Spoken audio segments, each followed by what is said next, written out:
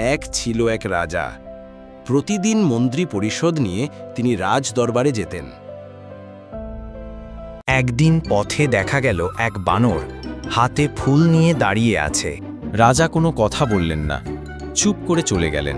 মহারাজ, ওই বানর তো অবলা জন্তু, আপনাকে ফুল দিল, আপনি নিলেন না কেন? রাজা চুপ করে থাকলেন। পরের দিন রাজা বানরের দেওয়া ফুল নিলেন। হি। এরপর থেকে দেখা গেল বানর আর গেটের কাছে থাকে না, সোজা রাজদরবারে ঢুকে পড়ে।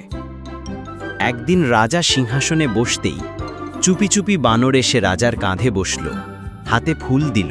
রাজা তখনও চুপ থাকলেন।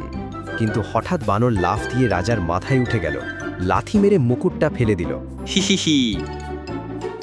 মন্ত্রীবৃন্দ, জানো আমি প্রথম দিন ফুলটা কেন নিইনি?